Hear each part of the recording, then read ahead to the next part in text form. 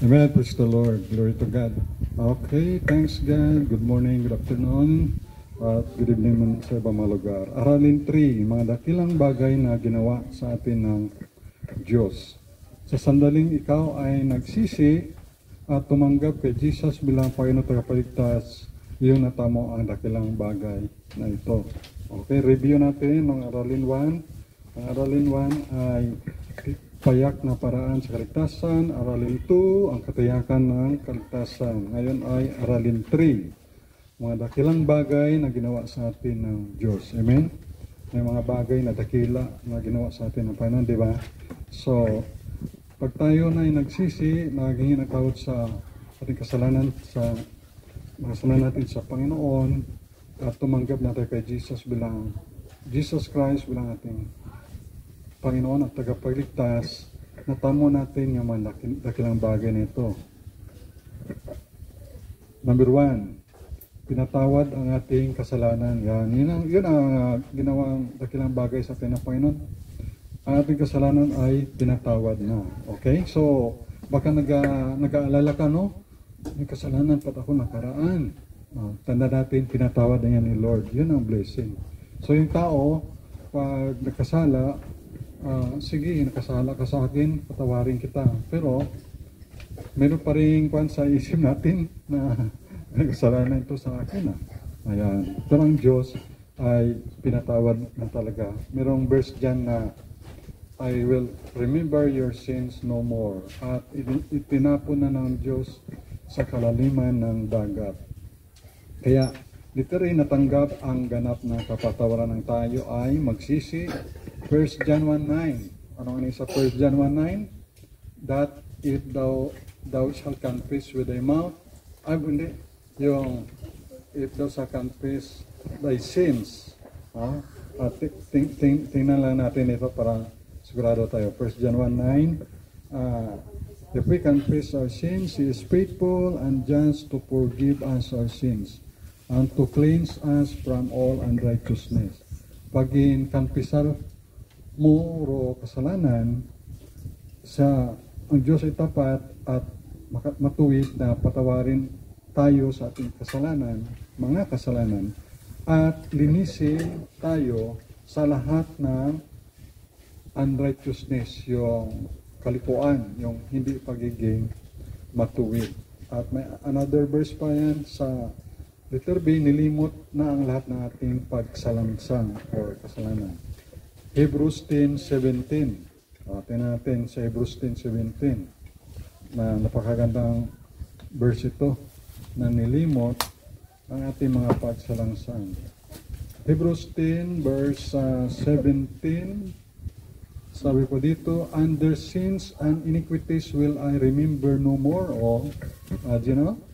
Na yun yung mga dakilang bagay na ginawa ng Panginoon sa atin. Ang kanilang mga kasalanan at iniquities. Kasalanan rin yan. Sins and iniquities, mga kalikuan, will I remember no more. Sabi ng Panginoon ay hindi ko na alalahanin. So, napakadakila na bagay yan na ginawa sa atin ng Diyos. Amen. Na ang Panginoon ay forgive and forgets. Pero yung tao, forgive and never forgets. Kasi mayroon pa rin, may scars, may lamat. No, Panginoon talaga, pag nagpatawad, patawad talaga. Number 2, binigyan tayo ng buhay na walang hanggan. Yan pa rin ang dakilang bagay na ginawa sa atin ng Diyos. Binigyan tayo ng buhay na walang hanggan. Mula sa Diyos, letter A. Alam natin yung John 3:16. For God so loved the world, yung people in the world. Ano ba? For God so loved, yung world ay si JJ, si Sia, si Kirtong, si Hannah, ay Heidi. Bawat isa sa atin, that He gave His only begotten Son, bugtong, si Jesus Christ. Ano kung kaklaim si Kibuling na isa rin yung anointed Son, piki yan. Si Jesus lang yung only begotten Son. Wala nang ibang big is nga Son. Pero kung small is, sons of God, ay tayo yun. Kasi sa John 1:12, but as many as receive Him, to them be prepared to become the sons of God. Basta small is, tayo. Pero pag big is, si Jesus Christ lang yun. Wala nang iba mag-claim. So, Sabi dito ay, that whosoever believeth in Him, that He gives only begotten Son, that whosoever believeth in Him, in Jesus, should not perish, hindi mapahamak doon sa lake of fire, but have everlasting life. Everlasting life, yan ay eternity. Hindi lang yan 1,000 years, hindi lang yan million years, billion years, yan ay for eternity. Siyempre nag-enjoy tayo kasama ng Panginoon, pero ang kalungkot naman, yung mga nag-reject kay Jesus Christ, sila naman ay for eternity rin na naghihirap doon sa lake of fire. Sabi ng Bible, may uod na hindi na mamatay, may apoy na hindi na mamatay. Could you imagine that, no? Kung ang ating mga loved ones ay mapunta doon, grabe siguro na panghinayang nila na nasiran sila ng tungkol kay Jesus, tapos taken for granted lang, hindi nila pinakinggan at nireject nila si Jesus Christ. Mas minahal, mas kinukop nilang religion kaysa relasyon kay Jesus. Napakasaklap naman yun. So, sabi nga ay, don't leave this planet Earth without Jesus. So, dapat ay may Jesus Christ give tayo sa ating buhay, sa ating puso na tayo nanampalataya sa Panginoon. Nasusulat literally sa kanyang salita. Nakasulat na yan sa salita ng Panginoon sa John 20:31. Kaya buhay pa tayo. Alam na natin, meron tayong buhay na walang hanggan. We have eternal life written already in John 20 verse 31. But these are written that ye might believe that Jesus is the Christ, the Son of God, and that believing ye might have life through His name. Through Jesus' name lang magkaroon tayo ng life. At letter C, pangako ni Jesus. John chapter 10 verse 28 and 29. Ito yung pangako. Walang makakaagaw sa kamay ng Diyos Ama. Dito sa John chapter 10 verse 28. John 10 verse 28. And I give unto them eternal life. Bibigyan sila ng eternal life, and they shall never perish. Hindi sila mapahamak, neither shall any man pluck them out of my hand. So, ibig sabihin kung ito tayong panyo, halimbawa sa kamay tayo ng Ama, ng Diyos, walang makakakuha dito sa kamay ng Diyos. Oh, sabi dito, my Father which gave them me is greater than all, and no man is able to pluck them out of my Father's hand. Sabi ni Jesus yan na my Father is greater than me. Bilang tao si Jesus, greater yung Ama sa pagiging tao ni Jesus. Pero sa pagiging Diyos ni Jesus, kapantay siya ng Ama. God the Father, God the Son, God the Spirit, pantay lang sila. Okay.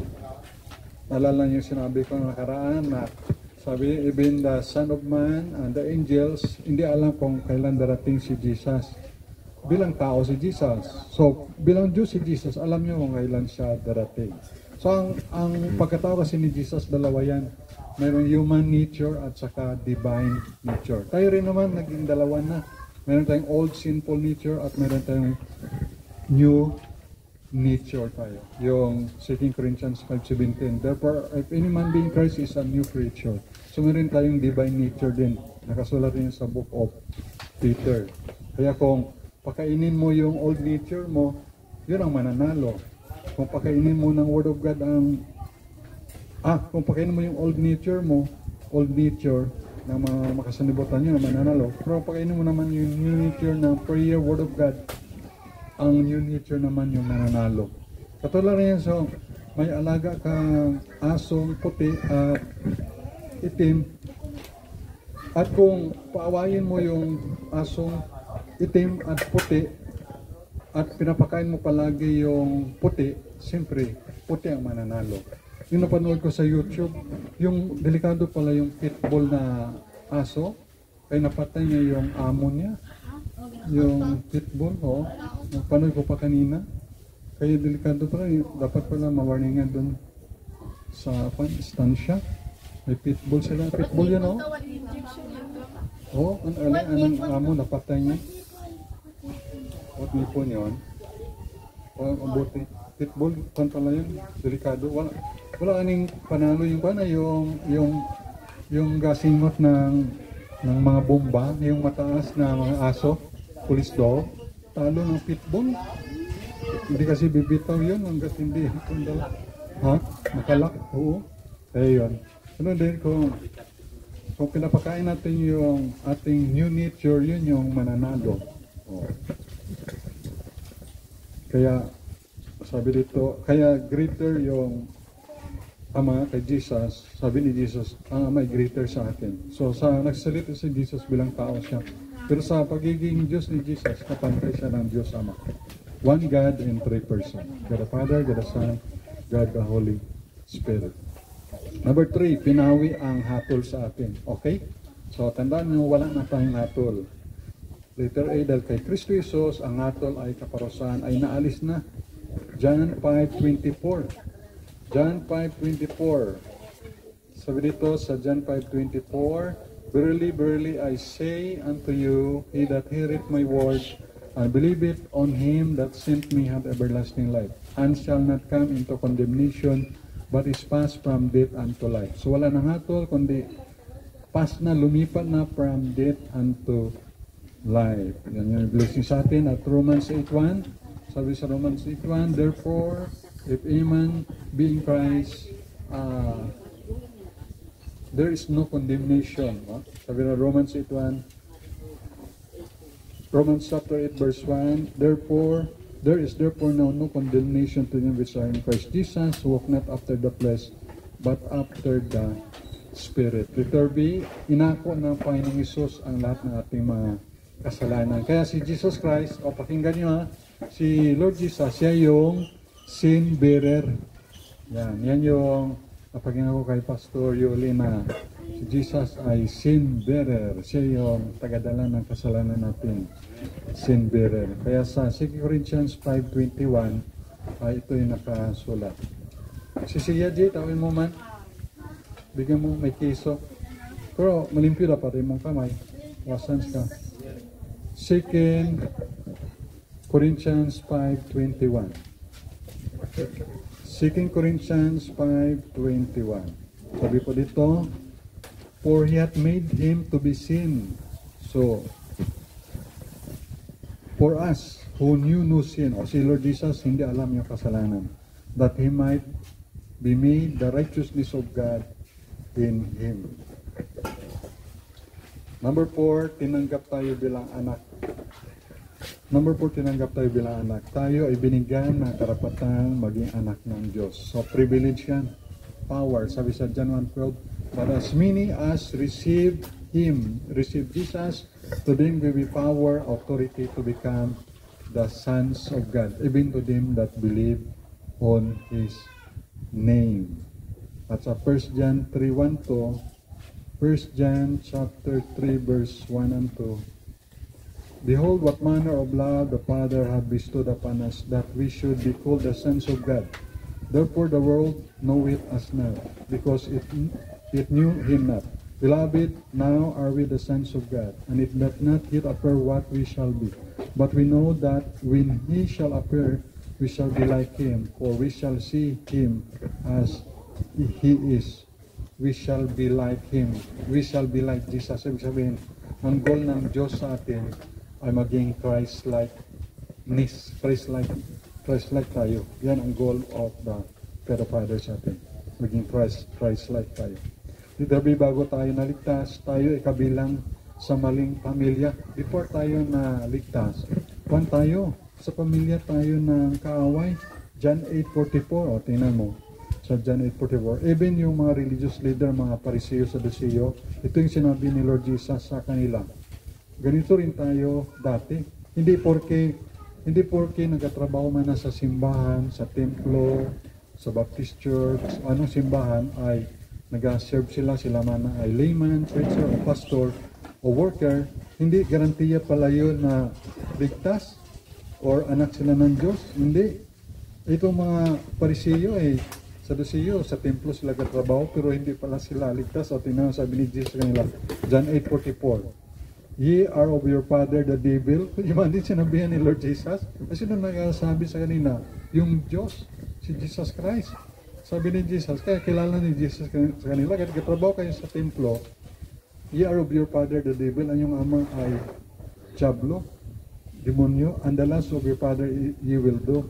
He was a murderer from the beginning and abode not in the truth, because there is no truth in him. When he speaketh a lie, he speaketh of his own, for he is a liar and the father of it. O, kita mo?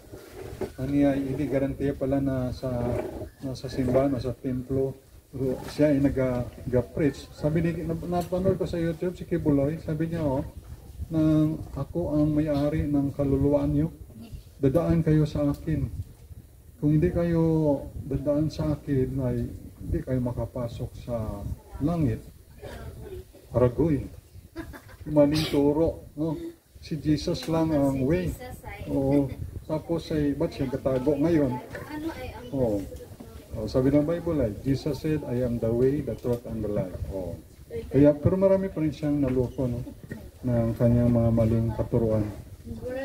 Dalawa lang yan ay. Pag walang alam sa salita ng Diyos sa Biblia, naluloko sila. At mayroon nang luloko. Oh. Kaya ang ating battle ay everyday. Di, tagumpay ako ngayon, no? Tagumpay ako sa scammer. Bukas, tagumpay ako. Pero nadali ako noong Wednesday, manugtanghali at nang alauna pasado, ang Diyos buntugon ko na account, scammer na yung nag-ahawak. At saka nagahiram na siya ng pera. Walo sa mga kilala ko. O may pastor man at sa NHA, Briones, may ito man sa Bulwang, at sa may taga-Bacau Norte. Gahiram siya. At si Dino rin. At saka si aking sister-in-law, si Ate Marlene, ay niraman niya rin ng pera. Ilonggo ang lingwahe. Oo. At saka hindi ko naman ugali. Oo. Hindi ko naman ugali na manghiram ng pera o manghingi. Pag ako ay gahiram ng pera, ngayon, bukas ko bayaran o gahingi man ako ng pera sa'yo, personal kitang pupuntahan. Pag may humingi yan o manghiram at si Diyos buntugon, hindi yung tunay na Diyos buntugon, piki yan. Kasi yung tunay na Diyos buntugon, hindi yan gahingi o gahiram ng pera sa online. Kung gahiraman ako gahingi, pupuntahan ko kayo personal para sigurado. Face to face. Oh. Meron nga, pinasa ko sa group chat doon sa Palawan. Baka may manghiram sa'yo sa Palawan na sa group chat na Ma'am Annalyn na mga pinsan. Ay, hindi ako yung gihiram mo. Ay, ang reply sa akin ay, Pastor, ay, meron ako ditong 5K, papuntahin mo lang dito sa Palawan. Meron na isa ay, Pastor, ay, papuntahin mo lang dito sa shop ko. Oh, punta na siya doon sa Palawan. Kung taga Iloilo siya, punta siya sa Palawan. Pagdating doon, oh, di naman ikaw si Pastor. Hulog na lang Oh. sa Palawan po siya. Pero hindi rin basta may hulog sa Gcash o Talampang siya, huwagin. Kasi piki yan. Pero na-retrieve na ni Hana nung gabi. Pero wala akong Facebook ngayon. Pero may messenger ako. Yan. Pero dapat akala ko kasi si Pastor Boboy. Pwede. Akala ko kasi yung Pastor Boboy, yung Boboy na si Michael Aguilar, siya yung kachat ko. Yung pala, iba palang Boboy yun. Hacker pala na Boboy. Kasi na-hack din pala si Pastor Boboy. Gingamit niya. Gingamit. Kaya, yun ang nangyari. Kaya, wag kayo binadala ko yung code sa email. Yun na pala. So, wag kayong padala. Kaya, nanalo ako ng mga ilang araw, pero ng Wednesday, nadali ako. Kaya, ang ating pakipaglaban ay everyday. Alam, panalo tayo ngayon. Hindi, sure nyo na, bukas ay manalo tayo. So, another battle yun. Para si Noah, 120 years siya na nag-preach. Walang niwala. Pamilya na niya, 8 lang sila. Di, panalo siya, tagumpay siya. Pero, nung wala nang baha, nagtanim siya ng ubas. Pagtanim ng ubas, in harvest niya, uminom siya, nalasing siya. At nakita yun ni Ham, yung anak niya. Kaya nga sabi ng mga ibang scholar, si Ham ay bakla. Kaya yung kahubaran ng tatay niya, hindi naman niya tinago, Ibig sabihin, nakita niya yung kaubaran ng tatay niya. Hindi man niya tinakpan. Unlike sa anak niya na si Japit at si Shem, talagang patalikod sila na kinuha ng nanay at tatay na tinabunan. Ay si Ham kay nung alipungatan na si Noah, in-bless na yung mga anak niya, pero kay Ham ay sinumpa niya si Ham. Kaya yung si Ham, yan yung lahi ni Kanaan. Yan yung lahi ng mga kalaban ni Israel ng mga yung sa lahi ni Goliath, yung mga Pilistino, yung mga Canaanites. Oh. Pero may pag-asa sila. Kahit Philistine sila, Canaanite sila, once sila ay magsisi ng salanan at sumamba sa kay Yahweh, kay Jehovah, sa tuloy ng Diyos, sila ay maliligtas. Katulad yan ni Rahab at ni Ruth na mga lahi na si Rahab, lahi siya ng kalaban sa Jericho ng Israel, kalaban. Tapos si Ruth naman, ng Moabite, lahi yun ng kay Lut na nirip ng anak. Yung mga anak, yung di ba, si Lot, may dalawang anak na babae, ay ang ginawa na nilasing si tatay nila, nirip nila tatay niya para makaanak sila. Ay yun pala, yun ang naging Moabites at Ammonites. At doon galing si Ruth. Pero si Ruth, kahit sa lahi siya na hindi maganda, pero nagniwala siya sa Diyos ni Naomi, anak kanyang mother-in-law, naligtas siya. So, ibig sabihin, pag tayo pala marumi, makasalanan tayo, pero paniniwala tayo sa Panginoon, ay binibigyan tayo ng second chance. Nagets nyo? So, yun. Kaya po salamat tayo na mayroong Bible na ang Panginoon na bibigay ng second chance sa bawat isa. Sa atin, noon sa time ng Old Testament, New Testament, maging sa time natin ngayon. Si Judas Iscariot nga eh. Bigyan nyo ng Panginoon ng, di ba nagpanin si Juan na si Iscariot na bakit ko bininta ang Panginoong Isos? Pero ginawa niya kasi, nag-suicide siya. Pero kung nag-rebel siya, nagtutunin ang pagsisisi, pwede siya maligtas, kaya lang pinitin niya yung buhay niya. Ibig sabihin ng Panginoon, binibigyan mo ng chance sa lahat. Maging sa ngayong time natin. And then, yan tayo, no? Bago tayo mabilang, tayo ay mabilang tayo sa pamilya ng Diyos, pero tayo pala ay dati kabilang sa maling pamilya. John 8:44. Kaya sabi ni Jesus sa mga Parisiyo, Sadusiyo, "Ye are of your father, the devil." Letter C, kailanman ang ating ugnayan sa Diyos ay hindi na mabubuwag. Romans 8:38 and 39. So hindi na yun mabubuwag. Ito yung may binding, may covenant na tayo sa Panginoon. Romans 8 verse 38.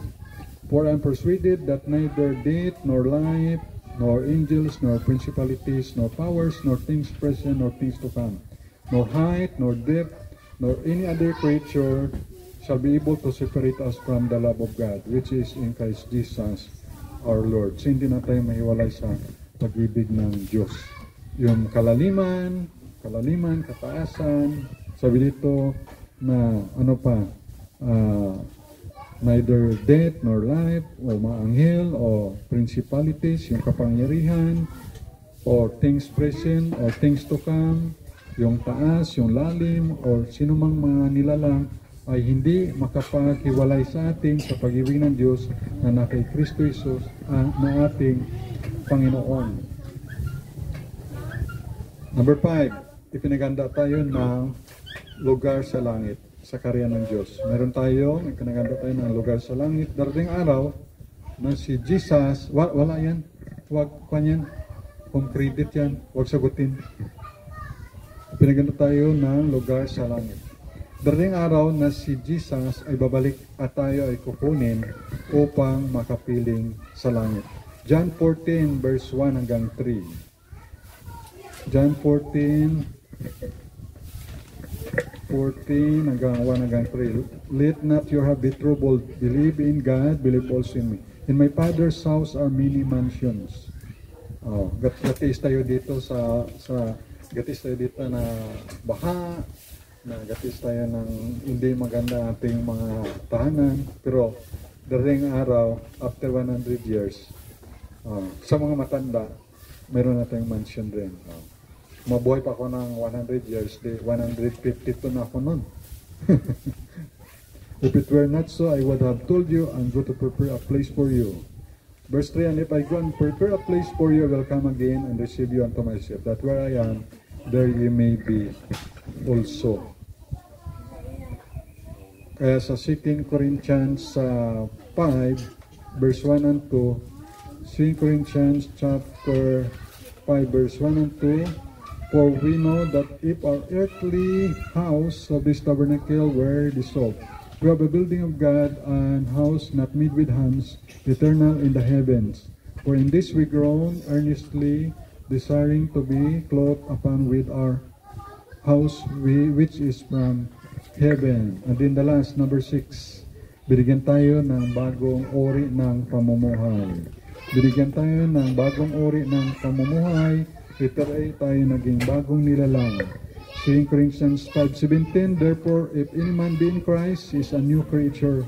All things are passed away. Behold, all things are become new. Kaya dalawa natin pagkatao, luma at saka bagong pagkatao. Letter B, bahagi ng kabanalang mula sa Diyos. So, mayroon kayong divine nature, 2 Peter chapter 1 verse 4. Oh. Tanda nato, no? Mayroon daywa na itong nature pala. 2 Peter chapter number 1 verse 4. 2 Peter, saan ka na? 2 Peter. 2 Peter chapter 1 verse 4. Yan. Whereby are given unto us exceeding great and precious promises, that by this ye might be partakers of the divine nature, o partakers tayo ng divine nature, having escaped the corruption that is in the world through lust. Letter C, tutulungan tayo ng banal na Espiritu. The Holy Spirit will help us upang mapagtagumpayan so that we have victory against sa ating selfish life, upang mapagtagumpayan ang makasariling ori ng pamumuhay. Yan. So, tapos na. So, praise the Lord. So, tayo mag-pray. Dakilang Diyos, Ama naming banal sa langit, thank you po sa iyong salita, sa aming lesson na ito ngayon, ang mga dakilang bagay na ginawa mo, O Diyos, sa amin. So pagpalaan nyo, Panginoon, ito sa aming puso, at ito mga katotohanan na ito ay aming machiris at palagi naming tandaan na kami ay hindi na maagaw sa iyong mga kamay, kami may divine nature, kami nung ay wala makapag-iwalay sa amin, sa pag-ibig mo, O Diyos, at kami na ay mga anak mo at marami pang mga at aming makasalanan ay pinatawad mo. So maraming benepisyo, Panginoon, mga dakilang bagay na ginawa ka sa amin. Salamat po. We pray, Heavenly Father, ang good health para tayo na hindi ka na miliman. Tulungan si Sister Pen and family, ingatan mo panday matapos yung mga bahay. Prince Munit, ang kanyang ATM sa matapos na yung loan, Panginoon, at hindi na siya ma-scam, Panginoon. Ingatan si Rodriga, good health sa kanyang pag-drive ng Kaibino. Ganun si Sia, healing sa kanyang ubo, Panginoon, sa kanyang pakiramdam na masama, magbalik yung magandang pakiramdam sa kanya. Ganun din si Rilankin sa kanyang hapo, healing. Ganun kay John Lister, sa kanyang sakit rin, Panginoon, maging sa paan ni Caitlin, Panginoon, healing man sa kanya, Panginoon. We pray man, Heavenly Father, pala niyo rin si Ladina, ang kanilang couples fellowship, at salamat rin. We pray man, si Ma'am Annalyn sa kanyang allergy, healing rin.